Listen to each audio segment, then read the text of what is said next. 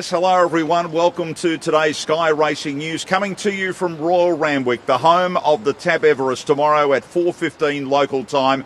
The disappointing news is the rain that has fallen overnight and again this morning. At this stage, just under 15 mil of rain has fallen here, which has forced the track into the heavy 9 range. Now, Lindsay Murphy and Navesh Ramdani have walked the track multiple times this morning. Their general view is that we'll be racing certainly on a heavy track tomorrow. We've had 12.8 mils measured at 9 a.m. and we've had a little more since then. At the moment, the track's currently rated a heavy 9, and the penetrometer this morning was 6.10. So, you know, we at a point where it's a heavy track, and I think we'll be playing with that tomorrow.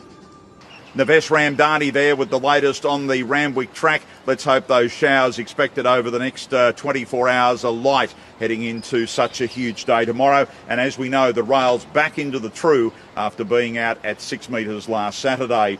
Well, a lot of attention on the track here at Randwick has been focused around the Irish horse, US Navy flag. Ryan Moore, the jockey, the international class jockey, was out here yesterday, walked the track. At that stage, he was happy enough, saying that in the Irish ratings it was around the slow area, but certainly we've had more rain overnight, so they would be concerned by the amount of rain that we've had. We'll just have to keep an eye on that. But certainly talking with Tom Magnier from Coolmore, they are fully committed to running the horse tomorrow in the TAB Everest. Well, will it be a case of a dream coming true multiple times for the connections of Red Zell? They won the inaugural running of the TAB Everest last year. The horse, well, is it going equally as good as last year? Certainly talking with Chris Ward this morning from Triple Crown Syndications, they are confident that Peter and Paul Snowden are grand final trainers and that they will have the horse absolutely primed for another big effort. Will the horse lead tomorrow? Many feel that it will, but there is suggestions that Vega Magic getting the blinkers on could take up the lead. But from the Red Zell team, they're extremely happy with the way the horse is going into tomorrow's race.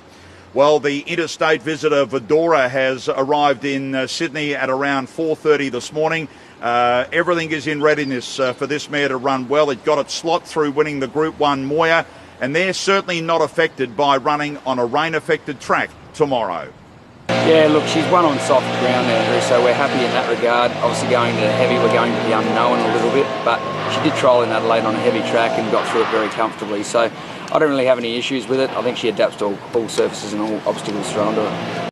Joe Bowditch will take the ride from barrier 12 tomorrow on Vedora, and certainly they're not worried about tactics. They're thinking they won't be last, but if they're in that second half of the group, close enough to show her pounce, they're happy with everything around Vedora.